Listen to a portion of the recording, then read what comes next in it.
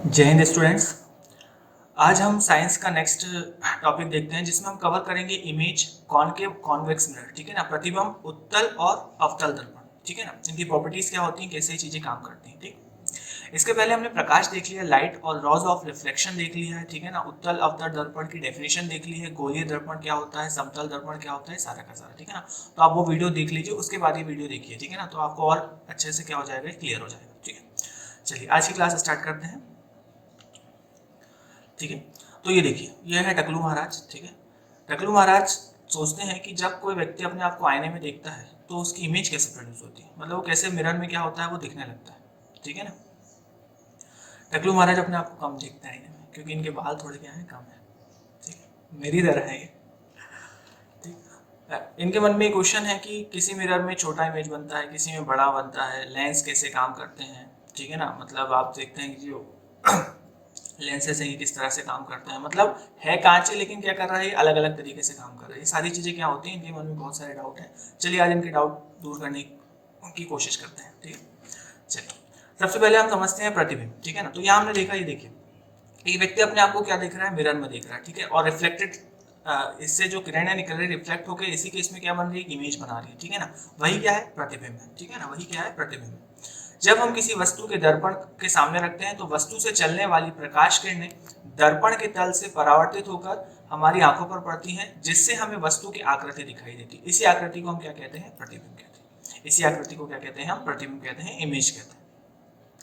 ये इमेज दो टाइप की होती है, एक तो होती है वास्तविक, ठीक है ना, मतलब रियल इमेज, और एक होती है वर्चुअल, ठीक है ना, मतलब आभासी। ठीक है, दो तरह की इमेज होती है।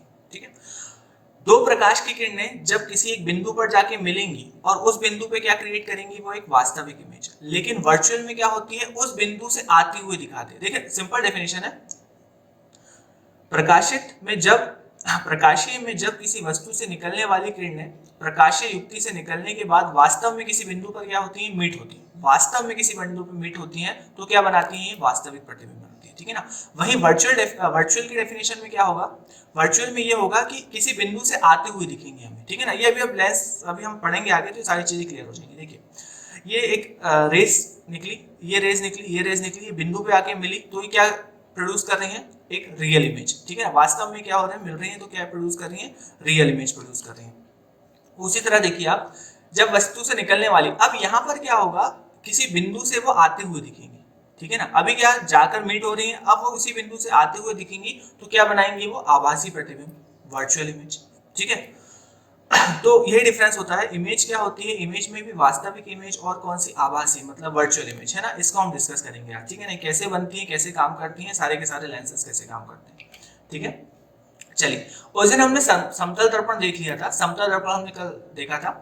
तो समतल दर्पण ये बोल रहा था कि भैया आप जो घर में आप मिरर यूज करते हैं, ठीक है ना, घर में जो मिरर यूज करते हैं, ठीक है ना, वो प्लेन रहता है सरफेस से। ठीक है ना, चमकदार सतह पे आप जैसे अपने आप को देखते हैं तो आप क्या होते हैं, अपने आप को इमेज आपकी दिखती है, क्या, आंखों में। ठीक है ना, मतलब जैसे आप रहते हैं वैसे के वैसे ही दिखते हैं उसके अंदर, क्लियर। ठीक है, लेकिन उसमें जो बनने वाली इमेज रहती है वो कैसी रहती है, आभासी रहती है। वो कैसी रहती है, आभासी, है ना। तो उस दिन कल हमने देख लिया था कि समतल दर्पण होता क्या है, आज हम उसकी कुछ विशेषताएं देखें। ये देखिए, हाँ हाँ, सो वी मीट अगेन। ठीक है ना, ये बच्चा अपने आप को देख रहा है और खुश हो रहा है। ठीक है ना, लेकिन ये कौन सी इमेज देख रहा है, अपनी वर्चुअल इमेज देख रहा है। ठीक है ना, तो चलिए इसकी बात करते हैं। तो पहले इसकी विशेषता क्या है, प्रतिबिंब दर्पण की पीछे और बनता है, सिंपल सी बात है। ये कोई समतल दर्पण है, इसका पॉलिश कर देते हैं, है ना, ये पॉलिश सरफेस। ठीक है, कैसे बनेगा, पीछे की ओर। ठीक है ना, प्रतिबिंब दर्पण से पीछे उतनी ही दूर बनता है जितना दर्पण के आगे की ओर वस्तु होती है। ठीक है ना, मतलब उतना ही दूर बनेगा जितने के आगे की ओर वस्तु, मतलब जैसे आप खड़े रहेंगे एज इट इज आप क्या लिखेंगे, सामने, उतनी ही दूरी पे। ठीक है ना, यहाँ से क्वेश्चन बनते हैं एग्जाम में। ठीक है ना, प्रतिबिंब आभासी, वर्चुअल और सीधा होता है। ठीक है, जब आप अपने को देखते हैं, जब आप अपने को देखते हैं, जैसे अभी हमने देखा, कहाँ गया, जैसे हम अपने आप को देखते हैं एज इट इज हम देखते हैं उसके अंदर। ठीक है ना, लेकिन कैसा होता है, आभासी होता है। और कैसा होता है, सीधा होता है ना। हम जैसे अपने आप को देख रहे हैं वैसे उसी तरह से सीधे के सीधे दिखेंगे, उल्टे नहीं दिखते। ठीक है, क्लियर, हमारा पार्श्विक चेंज होता है, मतलब लेफ्ट राइट हो जाता है और राइट क्या हो जाता है, लेफ्ट हो जाता है। ठीक है ना, प्रतिबिंब का आकार वस्तु के आकार के बराबर होता है, बिल्कुल सही है। किसी वस्तु का समतल दर्पण में पूर्व प्रतिबिंब देखने के लिए दर्पण की, देखिए, अगर आपको पूरा का पूरा मिरर में देखना है तो आपकी जितनी हाइट है, मतलब आपकी 6 फीट अगर हाइट है, अगर आपकी 6 फीट हाइट है तो आपको 3 फीट का मिरर लेना पड़ेगा, जब आप अपने आप को क्या करेंगे, पूरा का पूरा देख पाएंगे। ये देखिए, किसी वस्तु का समतल दर्पण में पूर्ण प्रतिबिंब देखने के लिए दर्पण की लंबाई वस्तु की लंबाई से कम कितनी होनी चाहिए, आधी होनी चाहिए। ठीक है ना, मतलब हाफ में आप क्या देखेंगे, अपने आप की फुल इमेज देख सकते हैं। ठीक है, देखिए, यदि दो समतल दर्पण एक दूसरे से थीटा कोण पर झुके हैं तो उनके मध्य में रखी वस्तु के कुल प्रतिबिंबों की संख्या क्या होती है ना। कहीं आपने देखा होगा कि बहुत से, मतलब एक चीजें रखी रहती है और बहुत सारे मिरर लगाए जाते हैं, तो वो क्या होता है, फिर बहुत सारी दिखते हैं, वो क्या दिखते हैं, बहुत सारे दिखते हैं, है ना। तो देखिए यहाँ पर आप समझिए, देखिए उदाहरण के लिए यदि दो समतल दर्पण एक दूसरे से 90 डिग्री पर हो तो उनके बीच रखी वस्तु कितनी, 3, है ना। यहाँ से क्वेश्चन बनता है। देखिए मैं बता रहा हूँ, इवन के लिए लेते हैं सबसे पहले हम, है ना, सम के लिए। अगर मान लीजिए एंगल कैसा है, सम है ना, इवन है, जैसे कि, तो इसका फॉर्मूला क्या होता है, 360 अपॉन थीटा माइनस 1, ठीक है ना, अपॉन माइनस 1। तो देखिए कितना कितना दिया एंगल, 90 डिग्री, तो 360 डिवाइडेड बाय 90 कितना, 4 और माइनस 1, तो कितना इमेज बनेगी। मान लीजिए कोई दो समतल दर्पण कैसे रखे हैं, 90 डिग्री एंगल पे लिखे हैं, तो आपको कितनी इमेज दिखेंगी उसके अंदर, 3 दिखेंगी। वहीं ऑड होगा, है ना, ये किसका फॉर्मूला हो गया, इवन का। और अगर वहीं क्या होगा, ऑड होगा, विषम होगा, तो डायरेक्ट क्या करेंगे, 360 divide by theta, 360 divide by theta. ये फॉर्मूले दोनों याद रखिए, लिख लीजिए, ये इससे आपको पता चलेगा कितनी इमेज बन रही है समतल दर्पण में। अगर एंगल कैसा है, ऑड है, विषम है, तो क्या फॉर्मूला लगेगा, 360 बाय थीटा, और अगर इवन है तो 360 बाय थीटा माइनस 1। इससे देखिए यहाँ इसने आंसर दे दिया डायरेक्ट। उदाहरण के लिए यदि दो समतल दर्पण एक दूसरे के कितने पे हो, 90 डिग्री पर हो, तो उनके बीच रखी वस्तु के कितने प्रतिबिंब बनेंगे, 3। कहाँ से बनेंगे, तो हमने फॉर्मूला भी देख लिया भैया, 360 बाय थीटा माइनस 1, तो यहाँ से हमको आंसर मिल जाएगा क्या, 3। क्लियर है। तो ऐसे काम करता है आपका कौन सा, समतल दर्पण। ठीक है, समतल दर्पण बहुत ईजी है। ठीक है ना, सबसे पहली बात तो इसमें सीधा बनता है। कैसा बन रहा है, सीधा बन रहा है, बराबर बन रहा है। अपने आप को पूरा देखना है तो अपनी लेंस से आधा क्या होना चाहिए, मिरर होना चाहिए। आभासी बनता है, ठीक है ना, जैसे आप खड़े हैं वैसे उतनी दूरी पर क्या बनेगा, आपका इमेज बनेगा। और अगर इसमें एंगल के थ्रू रखा गया है तो कैसे निकालते हैं, ये मैंने आपको बता दिया। ठीक है, चलिए यहाँ से थोड़ी चीजें टिपिकल से चालू होती है ना, कोई दिक्कत नहीं, हम आराम से इसको समझेंगे, सारी चीजें समझ में आएंगी। ठीक है ना, कॉनकेव मिरर और क्या, कॉन्वेक्स मिरर, इन दोनों मिरर को देखते हैं। ठीक है, उत्तल दर्पण, ठीक है ना, एक इंग्लिश में लिखा हुआ है, कॉन्वेक्स मिरर मतलब उत्तल दर्पण, और ये कौन सा दर्पण, अवतल दर्पण, है ना। इसको पहले समझ लीजिए, फिर इसकी लैंग्वेज और अच्छे से क्लियर होगी, क्योंकि बहुत इंपॉर्टेंट है यहाँ पे कैसे इमेज बनती है भैया, सीधी बनेगी, उल्टी बनेगी, छोटी बनेगी, बड़ी बनेगी, सारे का सारे यहीं से समझ में आएगा। ठीक है, सबसे पहले तो हमने कल देखा था, हमने नेक्स्ट इसका मतलब पहले वीडियो लेक्चर में देखा था कि जो कॉनकेव मिरर है, कॉन्वेक्स मिरर है, किसी गोलीय मिरर से क्या है, आर्क को लिया गया है। किसी गोलीय मिरर से क्या किया है, किसी आर्क को लिया गया है। तो देखिए सबसे पहले अगर हम देखते हैं कौन सा दर्पण, अवतल दर्पण, तो अवतल दर्पण ये अवतल, ठीक है ना। तो अवतल दर्पण में जो ये वाला पॉइंट रहेगा इसका, ये क्या कहलाएगा, पोल। पोल हिंदी में इसे कहते हैं ध्रुव, है ना। जो लोग हिंदी में लिख रहे हैं उसे लिख लें, पी पोल, इसे क्या कहते हैं, ध्रुव। ठीक है, उसके बाद जो इस गोलीय मिरर का सेंटर होगा वो क्या है, सेंटर ऑफ कर्वेचर, इसे हिंदी में बोलते हैं वक्रता केंद्र। कौन सा केंद्र, वक्रता केंद्र। ठीक है ना, रेडियस ऑफ कर्वेचर, ये क्या रहेगी इसकी, रेडियस मतलब त्रिज्या, ये क्या रहेगी, त्रिज्या।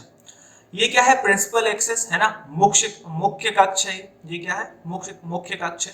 ठीक, तो जिसने हिंदी में नहीं देखा आप उसे देख लीजिए, मैंने बोल दी है टर्म्स, रेडियस, त्रिज्या, सेंटर ऑफ कर्वेचर, वक्रता केंद्र, और ये क्या, पोल, है ना। इसे बहुत ध्यान से देख लीजिए, क्योंकि अब इसी पे क्या बनेगी, इमेज बनेगी। ठीक है, चलिए स्टार्ट करते हैं। तो कैसे इमेज बनती है, छोटी बड़ी, तो हम पहले किरणों के नियम को थोड़ा सा समझ लेते हैं। ठीक है ना, किरणों को नियम को थोड़ा सा समझते हैं। ठीक है, तो वैसे तो बहुत सारी किरणें होती हैं, लेकिन हम केवल दो किरणों को लेकर उनके नियमों को समझते हैं, और फिर हम देखते हैं कि इमेज कैसे बनाई जाती है। ठीक है, सबसे पहले देखिए, अगर कोई रेखा, ठीक है ना, अगर कोई रेखा मुख्य अक्ष, मतलब ये अभी देखा आपने प्रिंसिपल एक्सिस है ना, कि ये देखो यहाँ से हम इसे ऐसा बना लेते हैं। ठीक है, चलो, तो ये क्या वैसे मिरर दिखने लगा ना, अभी हमने जो देखा। ठीक है, ठीक, तो देखिए कोई भी रेखा जो किसके समांतर चले,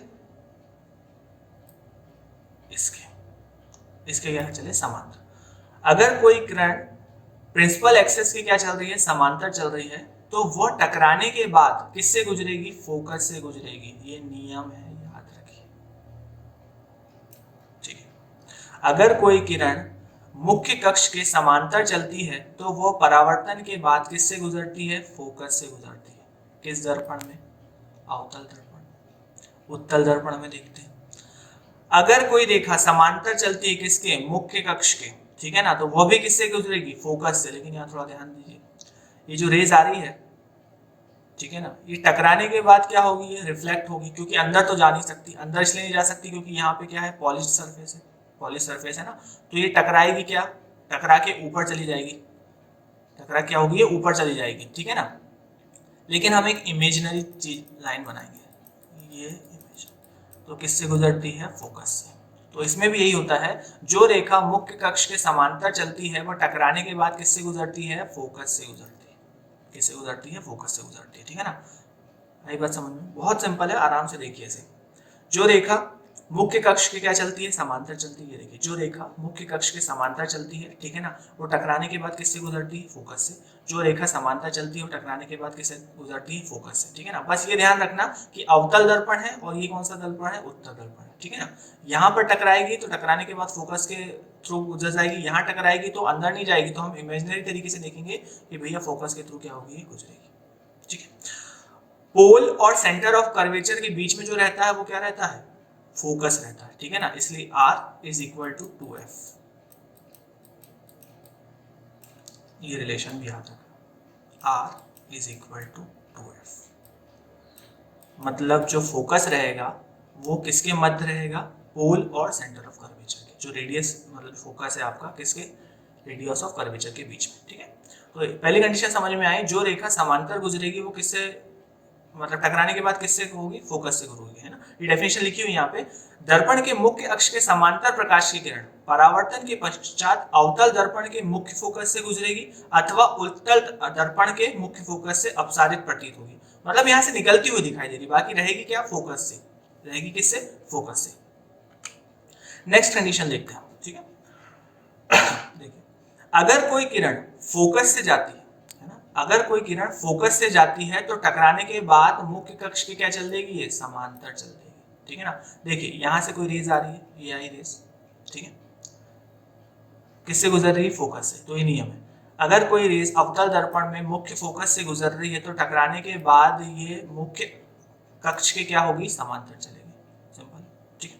उसी तरह इसमें भी जो रेखा किससे? फोकस से आती दिख रही है, ये फोकस है, कैसे चल रही है? फिर समांतर चल रही है। कैसे चलने लगी? समांतर। देखिए, अवतल दर्पण के मुख्य फोकस से गुजरने वाली किरण अथवा उत्तल दर्पण के मुख्य फोकस की ओर निर्देशित किरण परावर्तन के पश्चात मुख्य कक्ष के समांतर निकलने लगती है, ठीक है ना। मतलब अगर फोकस से गुजर रही है तो ये फोकस, ठीक है, यहाँ तो बना ही हुआ, ये फोकस जैसे इससे गुजरी टकराने के बाद कैसे चलने लगी?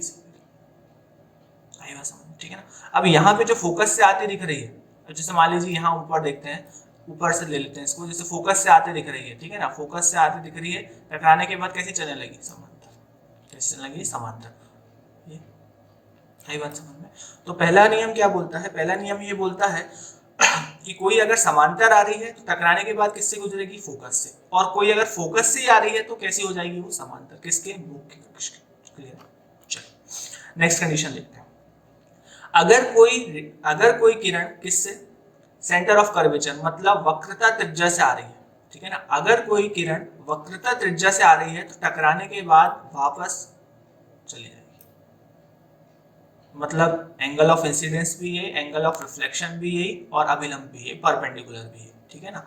मतलब आपतित किरण, परावर्तित किरण, ये सारी की सारी एक ही बिंदु पर, ठीक है ना। तो ये नियम है कि अगर कोई किरण किससे आ रही है? वक्रता त्रिज्या से, तो टकराने के बाद क्या होगी? उसी दिशा में वापस चली जाएगी। ऐसा होता है। डेफिनेशन में ये लिख दिया है मैंने, बस आप डायग्राम के थ्रू समझ लीजिए तो ज्यादा बेटर है। अवतल दर्पण के वक्रता केंद्र से गुजरने वाली किरण अथवा उत्तल दर्पण के वक्रता केंद्र की ओर निर्देशित किरण परावर्तन के पश्चात उसी पथ पर क्या हो जाती है? अनुदिश, वापस परिवर्तित हो जाती है। उसी उस पर क्या हो जाती है? वापस हो जाती है। तो ये तीसरी कंडीशन थी। चौथी कंडीशन, अगर किरणें किस पर आ रही हैं? पोल पर। अगर किरणें किस पर आ रही हैं? पोल पर, तो क्या होंगी? ये रिफ्लेक्ट होंगी, लेकिन कौन सा नियम फॉलो करेंगी कि angle of incidence is equal to angle of reflection, मतलब परावर्तन का नियम फॉलो करेंगी।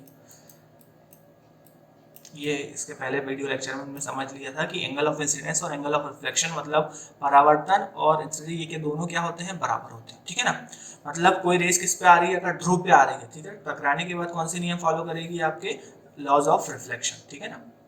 ये देखिए टकराई और ये चलेगी, मतलब एंगल ऑफ इंसिडेंस, तो ये क्या हो गया एंगल ऑफ इंसिडेंस, मतलब आपतन कोण, ये क्या हो गया आपतन कोण, ये कौन सा कोण हो गया परावर्तन कोण, और ये क्या हो गया अभिलंब, ठीक है ना। मतलब लॉज ऑफ रिफ्लेक्शन मतलब परावर्तन के नियम तो इसे फॉलो करने ही पड़ेंगे, आई बात समझ में, ठीक है ना। तो चार कंडीशन हो गई हमारे पास। कंडीशन, पहली कंडीशन क्या है, जो किरण, है ना, सिंपल है, जो किरण मुख्य कक्ष के समांतर आ रही है, टकराने के बाद किससे, फोकस से, ठीक है। जो रेखा फोकस से जा रही है, टकराने के बाद मुख्य कक्ष के समांतर, अपोजिट उल्टा हो गया, ठीक है ना। उसके बाद जो रेखा सेंटर ऑफ कर्वेचर मतलब त्रिज्या से जा रही है, तो टकराने के बाद उसी डायरेक्शन में क्या, वापस, ठीक है ना। और नेक्स्ट कंडीशन क्या, अगर पोल पर आ रही है, किस पे आ रही है, पोल पर आ रही है, तो पोल पर आ रही है तो कैसा, कौन सा लॉस फॉलो करेगी, मतलब परावर्तन का नियम, angle of incidence, angle of मतलब टकराने के बाद इस तरह से क्या हो जाना चाहिए, इसे रिफ्लेक्ट होना चाहिए, ठीक है ना। तो ये नियम समझ में आ गए। चलिए, तो ये सारी चीजें हो गई, ध्यान रखिए ये बहुत इंपॉर्टेंट है। इसके बाद कैसे प्रतिबिंब बनेंगे, छोटे बड़े, ये सारी की सारी चीजें क्लियर होंगी, ठीक है ना। अगर इसमें आपको कोई डाउट है, कोई ईमानदारी से अगर पढ़ रहा है और वीडियो देख रहा है, ठीक है ना, तो आप डाउट मुझसे बिल्कुल पूछ सकते हैं। इसकी पीडीएफ आपको टेलीग्राम में मिल जाएगी, ठीक है। और कोई ईमानदारी से अगर पढ़ रहा है तो मुझसे जो भी डाउट हो, है ना, क्योंकि यहाँ से डाउट कंडीशन चालू हो जाएंगी अब, ठीक है। वैसे तो बहुत अच्छे से मैंने क्लियर कर दिया है, डाउट नहीं आना चाहिए। अगर फिर भी कोई प्रॉब्लम आती है तो आप कमेंट बॉक्स में से क्या कर सकते हैं, मुझसे पूछ सकते हैं, ठीक है ना। इसका पहले वाला वीडियो भी देख लीजिए, ये भी देख लीजिए, और इसके आने वाला वीडियो भी मोस्ट इंपॉर्टेंट है, ठीक है।